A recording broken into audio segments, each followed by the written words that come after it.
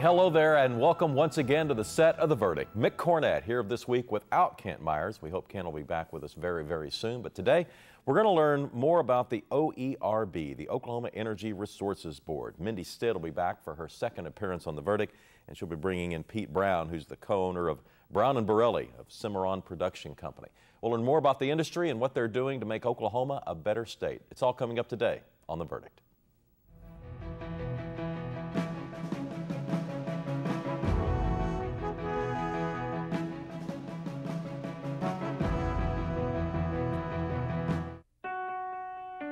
Natural gas is the gateway to a better world of energy. Instead of waiting, natural gas moves us forward now. Instead of finding ways to make dirty energy cleaner, natural gas simply is cleaner. We can use it to create our own energy, a wealth of new jobs, and keep more money here at home. Learn more at chk.com. Chesapeake, America's champion of natural gas. The idea of sending American money out of our own economy these days for foreign oil is madness. Yet we're spending $25 billion a month on foreign oil. America's 100-year supply of natural gas can break this pattern and strengthen our economy. See how it can create jobs, generate clean electricity, fuel our cars, and protect our environment at chk.com. Chesapeake, America's champion of natural gas. Wilsey, Meyer, Eatman, Tate. We're accountants.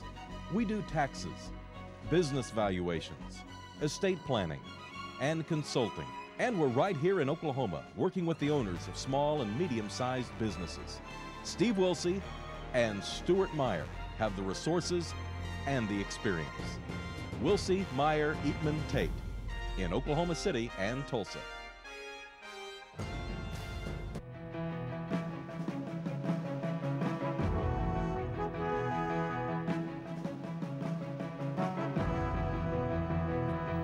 Welcome back to the set of The Verdict. Mick Cornett here, flying solo this week without Kent Myers. Let me introduce our guest this week. We will start by introducing Pete Brown. Pete is the co-owner of Brown and Borelli Incorporated and Cimarron Production Company. Got his undergraduate degree at the University of Oklahoma, was first appointed to the OERB board in 1991. He's the past chairman of the board and currently serves on the board of directors. He's the past president of the Oklahoma Independent Petroleum Association and currently serves as a director. Pete, welcome to your first visit on The Verdict. Thank you, Mick. I'm glad to be here. Our second guest is making her return visit. Mindy Stitt is the executive director of OERB. She got her undergraduate degree at Southwestern Oklahoma State University. She was actually the first employee of the OERB back in 1994. She had worked previously in the oil and gas business, and in 2006 she was honored by the Journal Record on the prestigious list of 50 women making a difference in the state of Oklahoma. Welcome back. Thank you. All right, tell me what's new with OERB, Mindy. Oh, we're doing all sorts of exciting things, especially in the area of student education. Have a new campaign out. But I've seen your coloring books. I've seen the story books that you all have had before. What, do you have anything new, or is it more of those types of materials? More of those types of materials, but we'll be launching a new safety campaign in April that we're really excited about. I have to tell you, I have a 4-year-old granddaughter, and she actually verbally asked for one of your books to be read to her again. It was one of her favorites. Wonderful. Was it Petro Pete? Was yes, that the character's name? Yeah. So something rang true in there, and she really liked that story. That's our mascot, Petro Pete, actually named after Pete Brown here. So. Wow, I had no idea. I was with royalty. Yeah, how about that? That's terrific. And why is it important to get out to the grade school kids and start talking about the industry? Well, just to give them basic information about the industry so they can make educated choices when they grow up, when they are old enough to vote or choose their source of energy. And basically, we're just providing them science education. It's basic science. And so while we're teaching about the oil and gas industry, we're also helping them with their standardized tests. The PASS objectives, you know, what the Oklahoma expects them to learn by the end of the school year. They're doing better on their test scores because we provide those concepts within our curricula for them. Okay, so I've seen the materials for the elementary schools. What takes place in the middle school and the high school level, if anything? Well, basically we have programs for K through 12. We have 8 different curricula. For K through 2, we have Little Bits, and for elementary schools, we have Fossils to Fuel 1 and Fossils to Fuel 2. And then for middle school, we have Petroactive, and for high school, we have Core Energy, and these are all hands-on science programs. Except for at the high school level, Core Energy is actually 4 different programs in one. There's science, but we also focus on the other 3 core programs, social studies, language arts, and mathematics.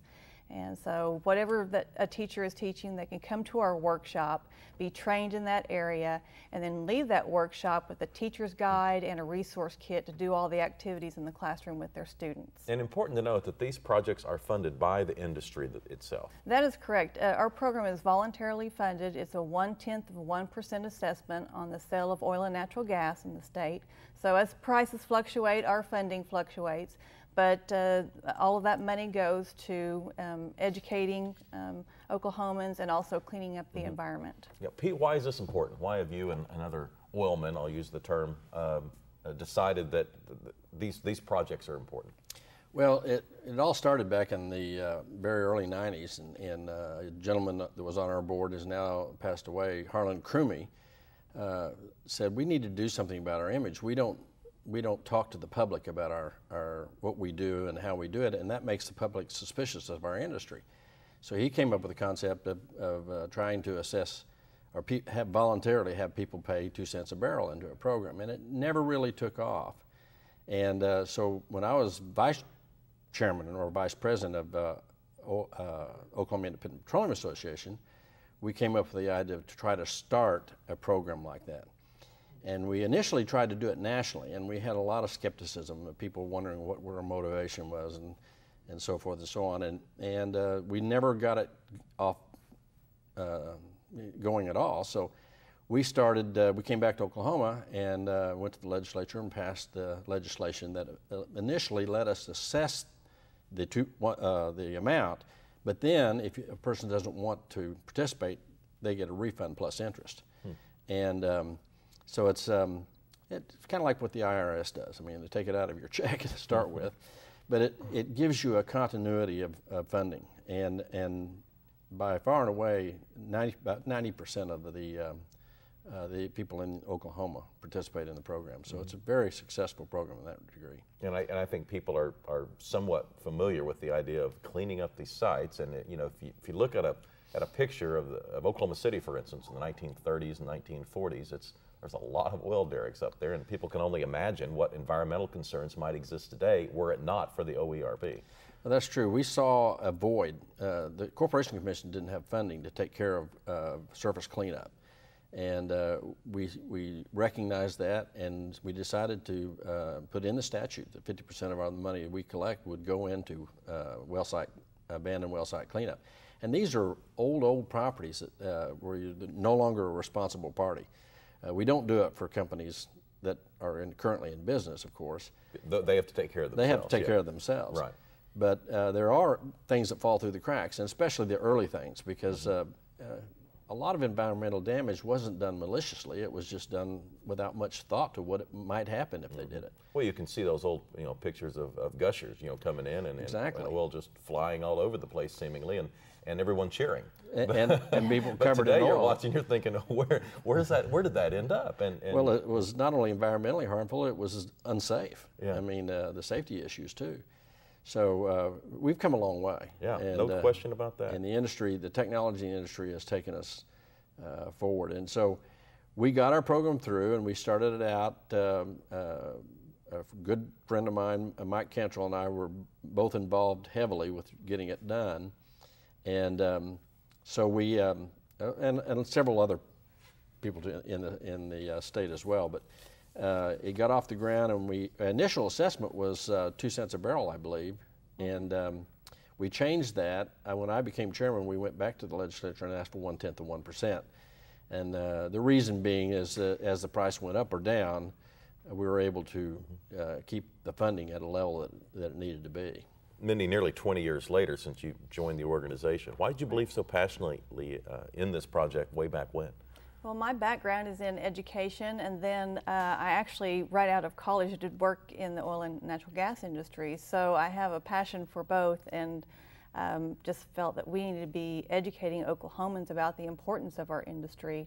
You know, being a part of it, I knew what a big player it was in the state's economy, and then also the student education side of it. Of course, that's my passion, and you know, going through college, I decided I didn't want to be in the classroom, but I did want to do something in education, and so this was a perfect fit for me. How are we doing on cleaning up sites? Are people discovering more than you can keep up with, or do you feel like we got a good handle and a good program in place? Well, we have a good handle on it. But we also have a good backlog in place, and that's what we like, because we can group sites together and get them cleaned up more efficiently.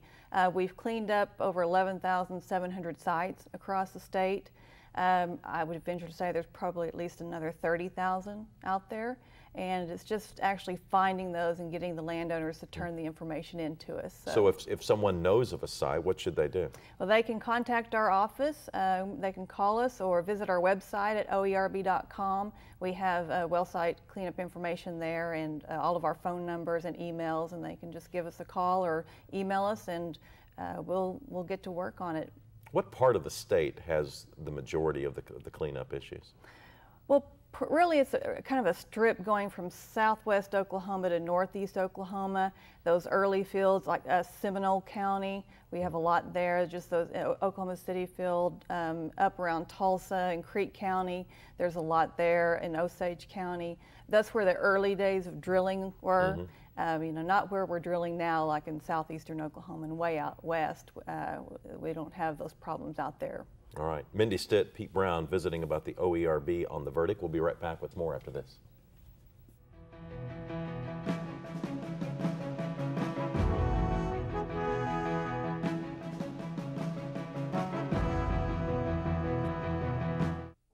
The thing that has made the most sense for me is realizing that I am still an educator, and that is what I do at the Chickasaw Nation. I'm Dr. Amanda Cobb-Greetham. I'm a historian, and I'm Chickasaw. The Chickasaw Cultural Center is amazing. It is a very, very special place devoted to the sharing and to the celebration of Chickasaw history and culture. State-of-the-art technology, exhibits that are not like anything I've ever seen. The Spirit Forest is incredible, and you feel as if you have actually just walked into a forest with huge trees all around you. It's timeless, and yet it's sort of also representative of our time depth, to really just sort of reach through time and touch the past. By the end of the exhibits, you really have a sense of Chickasaw cultural and political resurgence, and the extent to which we are a healthy, dynamic, and vital tribe today. Chickasaws have always been an inclusive people. This is something for the whole community and for the state of Oklahoma. We believe in bulldogs, rams, and Spartans. But above all, we believe in students. Oklahoma's oil and natural gas industry is investing millions in education, equipping over 10,000 teachers with the nation's first energy-based curriculum. We're ensuring every Oklahoma student is equipped to lead America's energy future. Oklahoma's oil and natural gas industry, advancing our state, empowering our nation. When you have something important to communicate, it becomes clear that there's a lot of competition for your audience's attention. So how can your message stand out and actually resonate with your audience? Legal Graphics has the answers. The team at Legal Graphics will work with you to plan, design, and even test your presentation to ensure your message will be heard and remembered. Call Legal Graphics today to schedule an appointment. The readiness is all.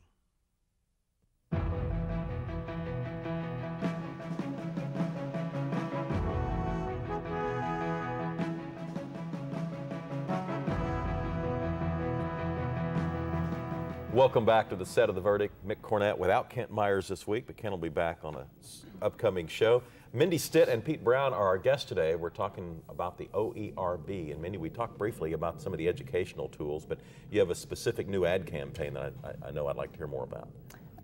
Definitely. Well, historically, our advertising has focused a lot on our environmental program and the work we're doing there, having testimonials from landowners talking about the work that we did for them on their land. And then we kind of switched focus and went to an economic impact message. And right now, our new campaign that we just launched focuses more on education and what the industry is doing for education in Oklahoma, and also more specifically what OERB is doing in the classroom, the millions of dollars we spend each year helping teachers and students across the state. So we're really excited about that. Just launched during the Super Bowl and is currently running. That's great. Yeah. Pete, we hear a lot about hydraulic fracking, and you hear it's dangerous, and then you hear, well, it's not so dangerous. Something been going on a long time. It can be done responsibly. What's your take, and how does the industry represent itself? Well, hydraulic fracturing is a technology of recent years, has combined with horizontal drilling, has opened up new resource plays all through the United States. And in some areas like New York and on the eastern seaboard, we're drilling for the first time. People have never even seen drilling rigs, let alone understand what hydraulic fracturing is all about, which we've been doing in Oklahoma for some 60 some odd years. We've actually hydraulically fractured 1.2 million wells in the United States over the last 40 years. And without a single incident of groundwater contamination. 2 claims of groundwater contamination, which were later proved not to be caused by hydraulic fracturing. And so it's a relatively safe technology, but it opens up vast resources of natural gas, which we can literally become energy independent because of that. We would not need to import foreign oil, because combining with our domestic oil and the natural gas we have and using those efficiently, we could become energy independent. Our balance of trade is improved. Well, the political repercussions are astronomical if that were the case. And it's clean burning, a lot cleaner burning than coal or like conventional fuels. And we don't say we should get rid of wind energy or we should get rid of any other technology to use, but we need to combine those. Because wind and solar and all these other things are never going to account for much more than about 15% of our energy consumption. And so we can't get rid of fossil fuels, but the best fossil fuel to use is gas, and we can find a lot of it through the use of hydraulic fracturing. And companies are very, very concerned and safe about how they conduct those operations. And I don't think, in my lifetime, only 2 wells that I've drilled, I did not hydraulically fracture some way. So we've been doing it for an awful long time. And, but there are extreme environmental groups who will stretch the truth and make claims that are not founded, and because they fear that this technology is going to keep wind and solar from replacing fossil fuels, which it can't do anyway. So that fear method that they use gets people all excited. And I like to call it the Chicken Little syndrome. And so it's, when we have an opportunity to explain it and tell about scientific facts, we relish that opportunity. And it's, it goes back to any technology, any business today is going to have some problem so long down the line. But if 1.2 million wells and we have no incidents of groundwater contamination, I think that's a pretty good record for the industry. Well, it sounds pretty defensible to me. And most of these claims are coming in areas, as you said, that have not had drilling before. That's right. And there's a movie out called Gasland where they show people lighting gas in their faucets and things like this. What they don't tell you is that occurred before they ever drilled in the area because of natural seepage of gas in that particular area. So, you know, they use stuff like that to make it look like hydraulic fracturing is responsible for it, but it just isn't true. Mindy, in the state of Oklahoma, you probably find yourself doing less defense than in-state rather than out. Definitely. You know, we have the legislature is good to us here. The governor, of course, is working on behalf of natural gas, trying to increase the market for that, and so we have, you know, a good political climate here in Oklahoma. Well, it seems like transportation is an area that natural gas is just a natural, pardon the pun, for continuing to increase usage. Well, definitely. The price of natural gas is very low right now, and it's going to stay low for quite some time. And so the governor working on trying to get more markets for natural gas is a wonderful thing for our state. Right now, we're exporting the majority of our natural gas from Oklahoma. And that's not a good thing for our state. We, you know, if we could use that here, maybe displace some of the oil and coal that we're using, and use natural gas. Of course, it's cleaner burning, and it's low cost, and it's just good for everyone. And then also the increased production of natural gas, it helps the state through the taxes they receive from it. So it's a good thing, and I hope that the governor is successful in working with other states and building that infrastructure, because that is what we need. Pete, we talked about the price of natural gas being low, but the price of oil is relatively high. Does that have any varying effect on the cost to drill a well? Yes, absolutely. I mean, if you ask most small independents like myself, or even large independents, what do you think about high price of oil? We really would like to say, you know, we wish it'd stay below $100 a barrel or around, and these price spikes above that caused by the fact that oil is a world market, and what happens in Iran and the threats Iran has made lately causes the price to spike occasionally. But we like to see stability, because as the price goes up, our cost of finding it goes up. And now, why would the cost of finding it go up? Well, number one, most of the people that we use to drill wells with and everything use oil or natural gas as a fuel. And so when those prices go up, they raise their prices, plus demand for drilling rigs and demand for equipment, demand for steel. All these things cause the price to go up, because all the independents in Oklahoma are wanting to drill wells. So even though the price goes up, the margin it doesn't necessarily go up for the small independents. No, and replacing reserves. We're kind of like, you've got to constantly drill wells to replace reserves, because as you produce a well, you're taking those reserves out of the ground, and they're gone forever once you sell them. So you've got to go back out and replace them, kind of like a grocery store owner. I mean, if I stock my shelves and then I sell it all without going back and buying more inventory. So most of your money is used to replace your inventory, and we do the same thing. So we're plowing most of the revenue we receive back into drilling new wells. It is a cyclical business. It is. Tell us about what cycle are we in right now? We're in a strange cycle right now, because we're a little ahead of prices skyrocketing right now. Have nothing to do with summer demand. Usually that starts in about a month, where refineries gear up for the summer demand. But what's happening now is anti-cyclical in the fact that we've got so much going on in the world today that threatens supplies of oil. And so another reason why we need to have natural gas, especially compressed natural gas in vehicles. If we shut off oil in the Middle East, you either own a compressed natural gas vehicle, or you better have an electric vehicle, which will be generated, the electricity will be generated by natural gas. So, because you're not going to be able to buy gasoline. You know, the Middle Eastern oil is a huge supply of oil to the world, and the world demand is going to jump up. And you know, back in the 70s, we had the Arab oil embargo that caused 10% of our supply to be shut down, and created long gas lines and all these problems that encountered with it. And that would be minuscule compared to what would happen if they shut off all the oil out of the Middle East.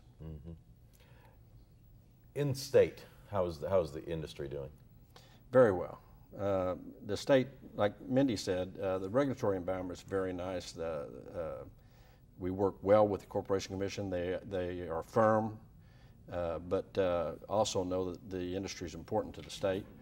And so we're doing well, and we have a lot of natural gas in the state and in these resource plays, and so we'll be doing fine for a long time to come. All right. Well, Pete, thanks for coming on The Verdict. We appreciate you. Well, thank you. All right. And Mindy, welcome back to the show. It's been great to have you. Thank you.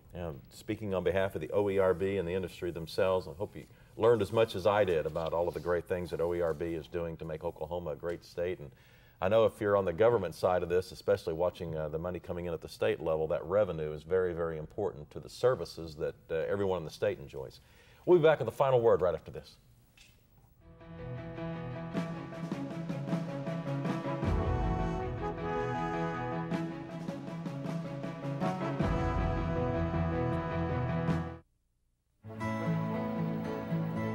The good life comes naturally to Tulsa, where nature's beauty is matched with an eye for aesthetics. A legacy of neighborhoods graced with lawns and landscaping and handsome homes. a place that seems to have patented an ideal lifestyle.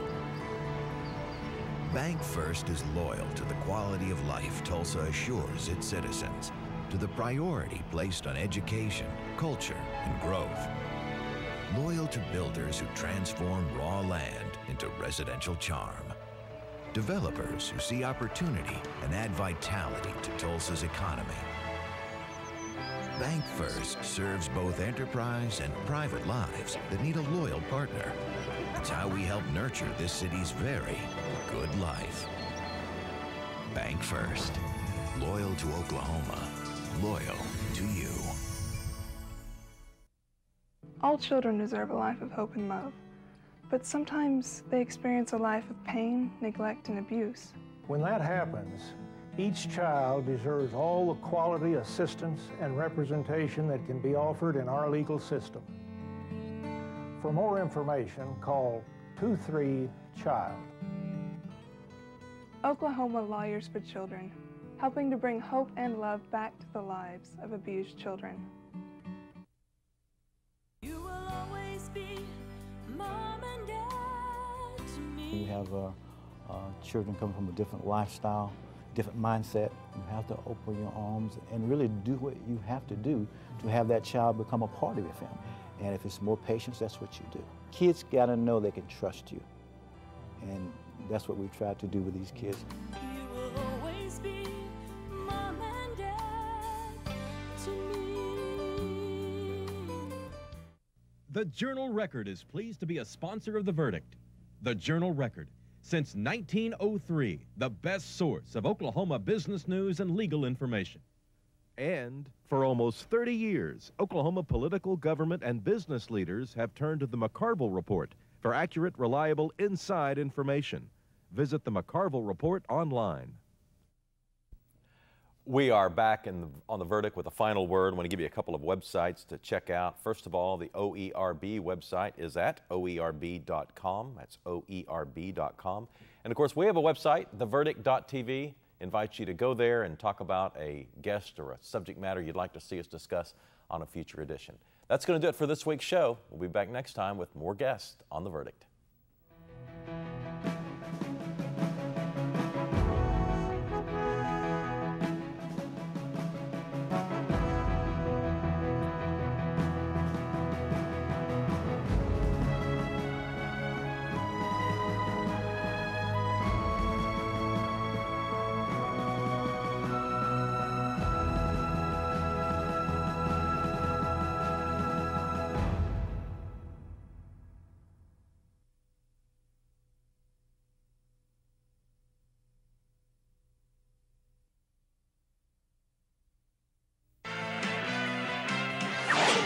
The preceding program was produced exclusively for the Cox Channel.